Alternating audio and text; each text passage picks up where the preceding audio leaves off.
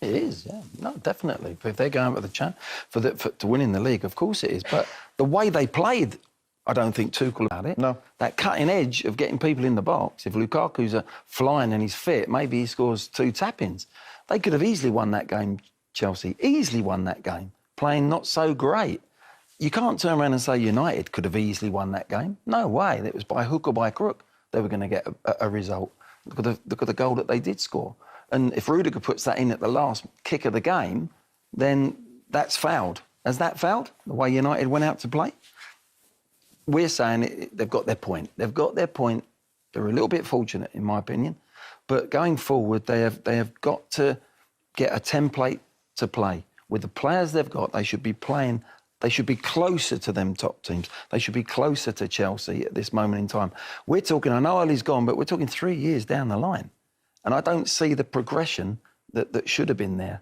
Do you think the quality's in the squad, Glenn? I think, look at the quality they've got in that squad. Players, just think about them. You know, I know there's a few injured, but if you've got Pogba, Fernandes, you've got Ronaldo, Cavani, my word, there's young talent as well coming through. Sancho, Greenwood. And my worry is we keep saying we think they've got the talent, we think they've got the squad to challenge. We've said that for probably 6 or 7 months now. We said they finished second last year. They finished second, I know, yeah. It was a funny league last year, wasn't it, with COVID and stuff. But, yeah, of course they finished second. They got to Europa League finals, probably not where they want to be, and they failed to win it. But my worry is we keep saying we think we've got a squad to challenge, and it's OK saying it. They've got to go out and prove it. Yeah. A lot of these players have not won a thing.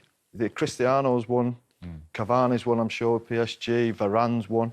The rest of them, the young players especially, they don't even look... They haven't got close to winning. They've still got to prove that for me.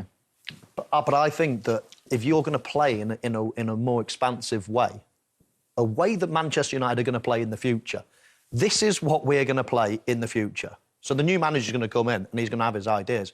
Right, now this is it. It might fail in certain ways, and then we can bring someone in and things like that. How can these players that you've all just reeled off, they are world-class, there's some unbelievably talented players.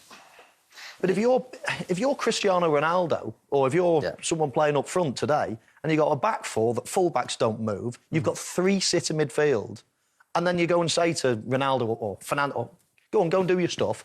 Hang on a minute, there's 3 of us up here. You know, we're not built to attack. So you're almost just buying brilliant players, putting them in positions, and then say, go and... If anything, you've got to be giving them the ball, play even more attacking. That's your strength of your team. You need a proper coach, don't you? We need a proper coach. Well, you do, yeah. You think if United had Pep Guardiola, do you think they'd be winning the league? They'd be going close, yeah. Yeah. They'd be close. Would they, with this set of players, you think? Definitely, yeah. I think any of Klopp, Tuchel or Guardiola, I think this team... I think we'd be talking a 4-horse race. Conte. Yeah. Conte. Yeah. Conte. Yeah, I think it'd be a 4-horse race this year. In fact, we all thought before everyone was saying, tell you what, this is a 4-horse race this year, and they've just fallen off straight away. Very quickly, before we hear from David De Gea, would you have enjoyed playing for Manchester United in your role today? No, you can't. Like, we were at Old Trafford for the City game the other day, and all of a sudden it's just exactly the same. They leave Cristiano Ronaldo up front on his own, and I said, that's almost abuse. Having someone that good in your team and then playing everyone defensively and just saying, that's all right, we'll just hope that he nicks a goal, he'll end up being average. If you just keep leaving him on, or all these good players, just have 2 of them playing and everyone else is just going to defend, they'll start putting in bad performance because they've got no one to pass to, got no options. You're chipping the ball from 50 yards away when they need little pass. You know, they need the whole team to come up and help them. It's almost abusing the good players that they've got, and that's the last thing you need to do. If anything, expose your rubbish. Go and have the ball. Go and play all your best players. Get Pogba. Find ways of getting world-class players into your team. Get Pogba, get Fernandes, get Ronaldo. Get them all on the pitch as best as you can. And, OK, if you let a few goals in because Bailly's not great or not Wan-Bissaka or whoever it might be, then fine, you can replace them. But at the minute, all they do is, because they're nervous and scared, I find all they do is just bulk up their defensive back line with loads more sitting midfielders, loads of defenders, and then almost abuse their great players up front, leaving half of them on the bench and 1 or 2 to play.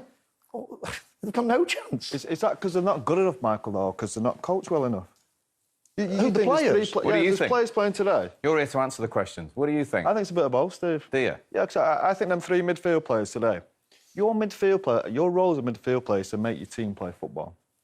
Did them three, are they good enough to make your team play good football? Not them three, no. Not as a balance, no. It's too far the other way. Sometimes we talk about balance and you're thinking about offensive players. Oh, they can't play together, them three players. But today, it's the other way round.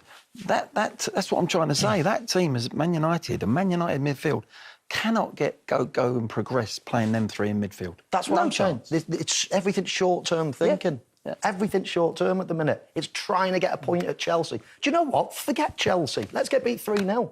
But I think you can go and get better in the future by just like... And by learning something, you mean? Yeah, this is rubbish today. It's a point and everyone's like, oh, well done. But it's... Where have they progressed at all? That, we've all agreed, this is never, ever, ever going to be the right players or that system or anything. They're never going to use that. That's just for a one-off today. It's a point, but they're not getting better doing that. I think they should just go and play their best. Go the other way. But Play the all your problem best surely players. is Chelsea don't get a kick of the someone's ball going to come today. into the end of the season, and then it could change again if a different manager comes in. We'll have some form of identity. This is the way we're going to play in the future. To be But honest, at the minute, Steve, it's chops and changes every week. Yeah, that's modern day football. That's not just Manchester United. So many teams now chop your manager, and then no one comes in. Players have it, they get used to adjusting to him. Then another one comes in. It's not just Manchester United. So that's the modern day way that it is. Whether I agree with it, probably don't. But what we're trying to say is it was a good point for Manchester United. The way they played, the team they set out, they did a job. The two fullbacks, if they're playing Arsenal in midweek, those two fullbacks, if they play again, they stayed at home all day long today. And they were told to stay at home. Are they now going to go, we go expansive, you push up? Now, those two centre-backs, look how Lindelof started the game. He was dreadful. He nearly gave 2 goals away. Are you going to let them be exposed against Arsenal, even, against Arsenal, Aubameyang, whoever, Lacazette? So there's a real slight... It's all right, so there's got to be stepping stones to where they're going to go. But that isn't, for me, a stepping stone. That's a one-off. We didn't get beat at Chelsea against a very good side, but now it's like draw a line under that. Where do we go from here? Because Michael's right, those Ronaldos and Cavani when he's fit again, and those young boys, they want the ball. They've gone to Man United to be successful, but they've gone also to be excited and play the way they love to play. And they're going to be stifled if that's the way they go every game. If you go the other way and play all these great players, the opposition won't hardly get the ball. You can turn on it, be aggressive, and that's, they'll have 75% of the ball then. But that's Paul's question. Have they got the players? Well, they might have. Way? These great players, so-called great players, they played against Liverpool. Yeah, but 2 or 3 of the great players played. They're not playing. They're not getting all the best players on the pitch. That type of performance you will get today from this group of players because they're not quite at the quality. Yeah. You'll see them next week against these teams, and they'll be brave. They'll be showboating. They'll be playing nice football. But when it comes down to the proper games, I just don't think they're quite good enough. Hence why they play like they did today. Hence why they have to go against these teams and play like that. And I know what you're saying, Michael, but if they... But they've lost to think about the Liverpool game. What Michael's saying, they'll go, they'll play, they'll be expansive. They got beat 5-0. They can't afford to keep doing it. They can't afford to do that against teams like this. They've got to find a way. And which is what we did. But we did it, by the way. At times, we were brilliant and great against all these teams, winning 5-0. But like I said before, you've got to respect these teams. You've got to respect Chelsea. Chelsea are flying. We wouldn't have gone there and be open of throwing people in the box all the time. Because you're going to get hammered. You've got to do what you've got in front of you. You've got to deal with that. And this team can't go toe-to-toe with Chelsea at the minute. They can't go toe-to-toe with Manchester City. They can't go toe-to-toe with Liverpool. When they tried to do that, they tried to get us Liverpool, absolutely obliterated. But how do you get back to being a Manchester United of old, then? They need a coach and better players. Because that's just a one-off. Today's just a one-off. You can't, that's not improving Manchester United as a team. It's getting them a point, but it's long-term thinking. No, I don't think it is long-term thinking. I agree with that, but the position confidence is the lows of Snake's belly at the minute, aren't they? I keep saying they've been battered for weeks, and just going to a place like that today, it didn't matter how they did it. And it's all fine lines, isn't it? You think about it, as Glenn said. Hudson-Odoi scores that first goal, they're all over the place again. It could have been another Manchester City. It could have been another Liverpool. I mean, sorry, Paul, there's the caption. Look, the guys have put the caption up for us. There's only one green W on there. By the way, only in 8 Newcastle. games. Only Newcastle have got a worse record in the last 8 games. So, you know, that is proof why today Michael Carrick, whoever picked the team, got it right to get a point. Because they were for me, they were outboxed, but they didn't get knocked out. But that's why, because of that. They've lost, they've drawn, they've lost. You can see it there. So it's not going to turn from that list we're seeing now to the next 8 games, win, win, win, win. Yeah. It might do. And Paul's point is the damage. You talked about that last season when they lost heavily at home to Tottenham, didn't you? The way they changed after that. It killed them for weeks. It killed them for weeks. Yeah, confidence just totally goes, and that's why I question the quality. You look at them results: Aston Villa, Everton, Leicester. They're not even the top class teams. That's why I question if the quality's there. We keep saying it. I've said it myself at the start of the season. I think we've got a team to challenge to go for the Premier League, and they've yet to prove it to me. There's 3 or 4 players that yet are winners. Yeah. Like I said, Varane, De Gea's won the league, Cristiano, Pogba, winners. The rest of them have still got to prove it, and they almost play like they are winners, and they've won nothing yet. It's interesting because those 4 you've mentioned all didn't play today. Your Pogbas, your Varanes, you know, they're top quality. Cavani, you know, Ronaldo didn't start. So that was that team that they put out today, and they've got a point. So it is a stepping stone. As a manager, you're looking at that and go, right, but where do we go now? How do we take this forward? That the next 8 games, we win 6 of them games and we draw 1 and might lose 1. And that's where United have got to be over the next period of time with a new manager, or if Michael stays there, whoever's involved in that group of players. And you would think if they get them talented players back, those winners back, that they can and they are capable of getting that sort of run together. And they can play more expansive, and they can, but they've got to be coached. They've got to be organised in doing it, and it hasn't been that way. That will give them confidence today. It has to. Going to Chelsea, OK, they didn't play great, they weren't brilliant, but you saw. I think you got a feeling at the end of the game. I think Michael was happy with it. I think the rest of the players were happy with it. Going to the fans, McTominay throwing his shirt in. He wasn't great. I probably wouldn't watch the game again if I was them. But at the end of the day, they've gone to a Chelsea team, top of the league, and got a point. Now that can breed confidence now coming into the weeks ahead. Fascinating discussion, one we will continue after we've got the thoughts of the interim United manager, Michael Carrick. Michael, in difficult circumstances, you've dragged a pretty decent week out of your players. How did you see that this afternoon? Disappointed, actually, when you're in front in a game like this to have it taken away from you like it was is disappointed. Immensely proud of the players, immensely proud of the whole group, the staff and the players all week in difficult situation and trying to make the best of it. You know, can't hide from that. It's been tough at times, but we've made the best of it, and I'm immensely proud of the response and the way we've gone about it this week. But yeah, there's that little bit of feeling really that we came here to win the game. You know, we had a plan. We came here to win the game. We were positive in our mindset and our attitude for that. So we're a little bit disappointed. Yeah, I can't lie. So when you say taken away from you the way it was, is that you saying not a penalty? I don't think it was a penalty. No, I don't think it was a penalty at all. I don't know what my opinion counts in this and now. Really, it's interesting to hear it. But yeah. I don't think it was a penalty. I think they've obviously had a lot of play and they've had shots. David's had probably two saves, which I kind of knew before the game. At some point he's going to have to make 1 or 2 for us. But other than that, I have to make 1 or 2 for us. But other than that, I felt quite comfortable in the game, I have to say.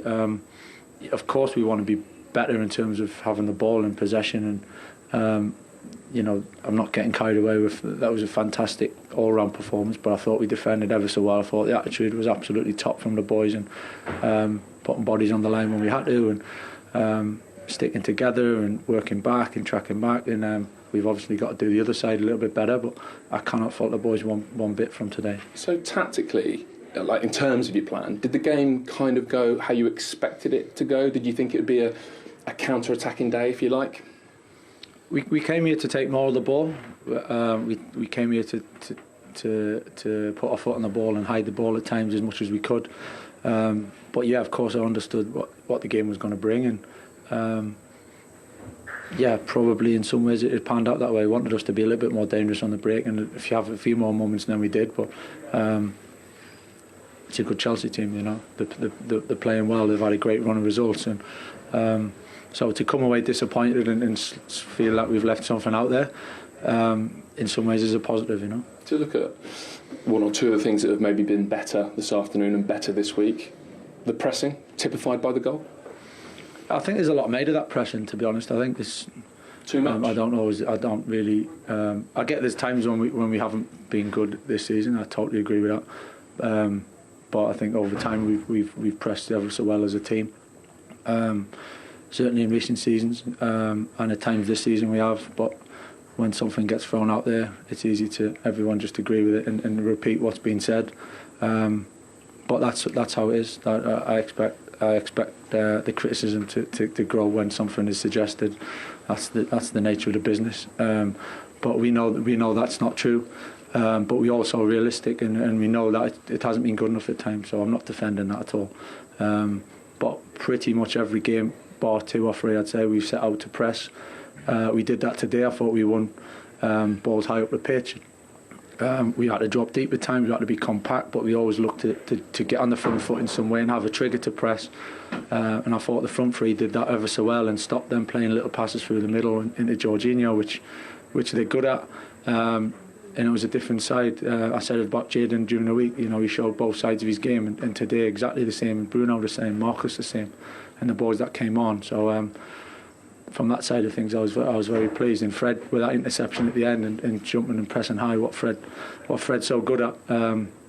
Just the other little bit on the end of it wasn't quite there. So would you say, tactically and in terms of approach, that was broadly in line with what's gone on already this season under Ollie? I'm not getting involved in what's gone on this season and comparing. There's no point really at this stage. I can be proud of what the players have brought today.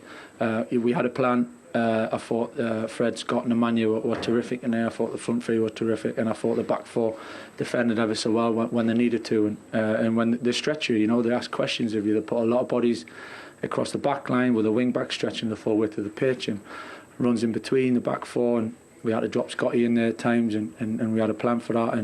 And yeah, I think you can probably see that I'm so pleased for the boys. You know, I'm really pleased for the boys. It's not about me or however, it's about the players, and I thought they were really good today in what they've done. Can you tell us a little bit more now about the changes you made and why maybe they worked? Obviously no Ronaldo, but you touched on it there, the three kind of defensive midfielders. Yeah, the changing I made was a feeling, you know. We obviously had thoughts about the game, how the game was going to go, how we could hurt them, how we could penetrate, a little bit of freshness as well within the team and energy. Some boys have played a lot of games, and there's an awful lot of things that go into that. Yes, blocking the middle of the pitch was a big part of it for us. That's only a small part of it, you know. And, as I said, we wanted to take more of the ball. We came here to do that. We just couldn't manage to pull it off. But I don't blame the players for that. I think it's been a tough time, and when you're coming from that position that we've came from to where the results that Chelsea have had. I can't blame the players for that, but I'm immensely proud of the way they performed today. And forgive me, because I know I basically asked you this before the game as well, but did Ralf Rangnick have any input into that today, or was that all you? No. Okay. And do you know what happens now? I haven't given any thought. I'm standing here with you just after the game, so it's been a busy week. We've managed to prepare the team for two massive games. Came out of it pretty positive, and I'm standing here now talking to you, so we'll see what happens tomorrow. Make of his synopsis of the game, though. I think I watched a different game. Some of the comments, I suppose when you side to side of the pitch, it is a little bit different. He's happy with the point, of course he is. I didn't agree with the pressing side of it. He thought Manchester United pressed really well. Didn't see it. I don't think they pressed at all, actually, other than the first 3 or 4 minutes when Sancho and Rashford and Fernandes didn't do it particularly well because Chelsea popped the ball around him. But hey, look, that's his opinion. He's really happy with the point. He'll probably watch the game tomorrow. Might feel differently, I don't know. Might just be me, probably why I'm sat here, but I didn't agree with his analysis of the game. Well, we certainly got it wrong at half-time.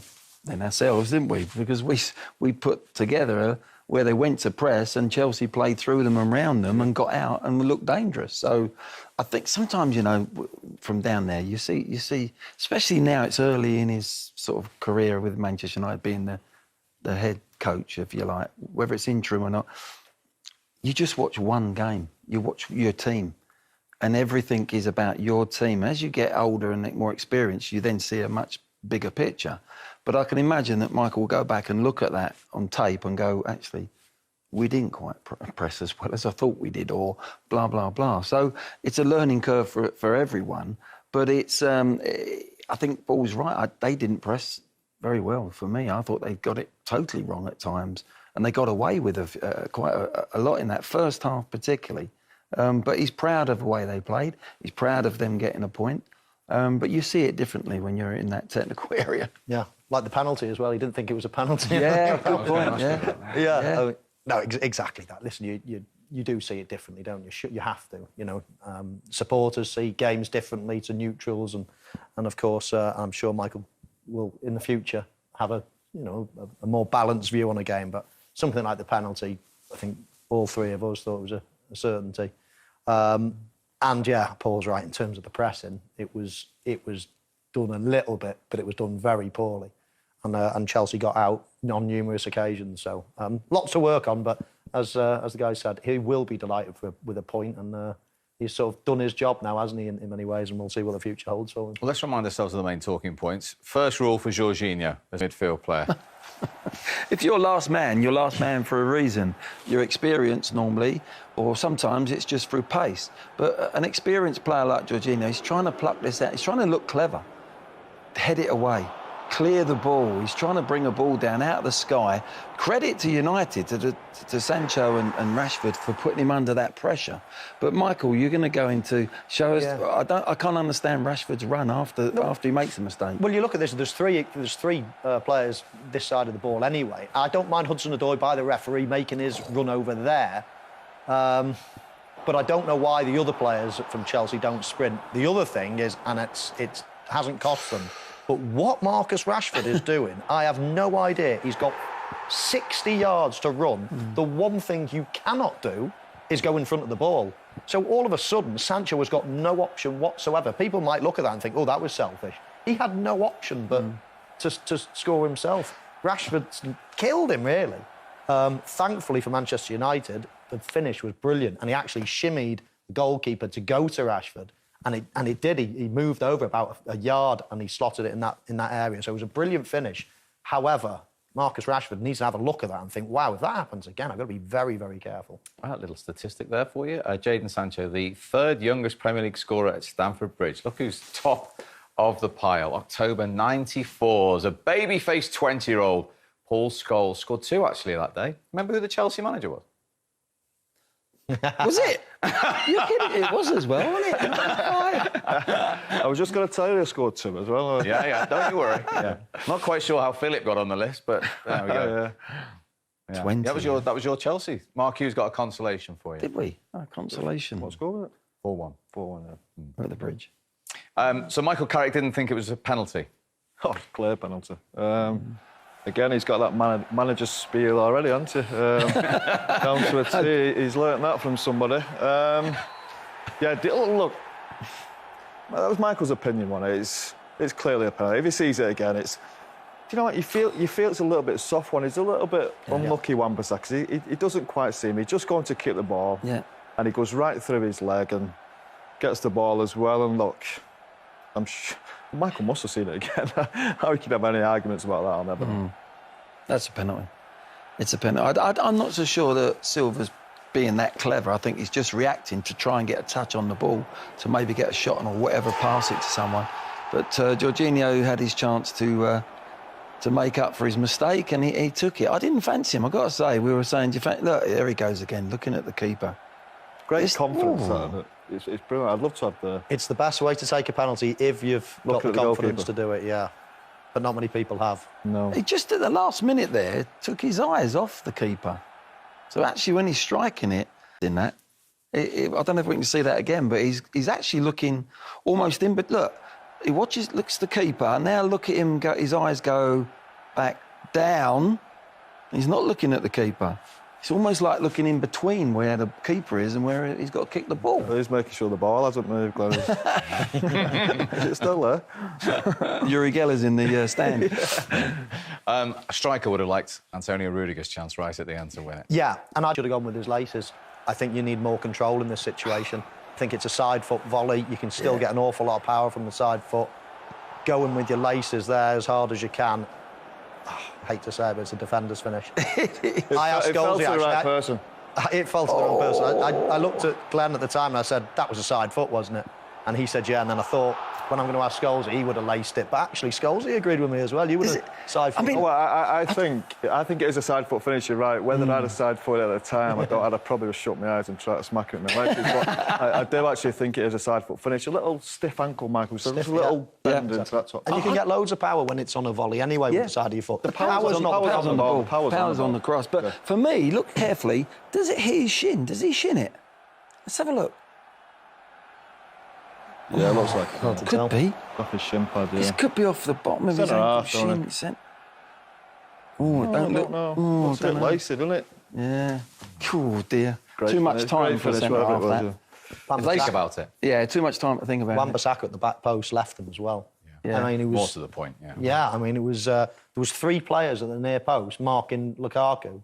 He was on his own at the back post. He never had to move out of his area, but he did. He almost just got dragged into being near the goal line and left a big chat. I mean, if that would gone in, I'm sure he wouldn't have been best pleased. If you don't score, you always you always run a bit behind because you feel that you're the stronger team. You play in the opponent's half. So we had some 2-3 big chances that we should have maybe used, but in general, I'm very happy because I like the way we played. Were you surprised by what you faced today, as in their approach? No, not at all. But I was happy, like how I was happy with our aggression and with the rhythm and the intensity. We defended and with 4 in the back, and Tony and Thiago stepped out against Bruno Fernandes, did not let them escape from their own half. I was a bit surprised because we had so many high ball recoveries that we did not make it from these ball wins to a bit of clearer chances. But we were like consistently producing, so I hoped for the first goal, but it came differently. Just tell us what you were trying. I don't know whether it was a search for space, but you sort of changed various little things during the game. For example, put Reece James out on the left at one point. Yeah.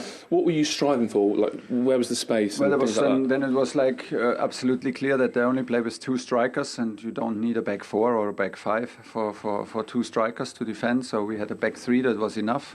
So we put Reece on the left side to have more offensive power than Marcos, who did not play for a long time. And I felt him a bit like tired, and have more offensive power from there.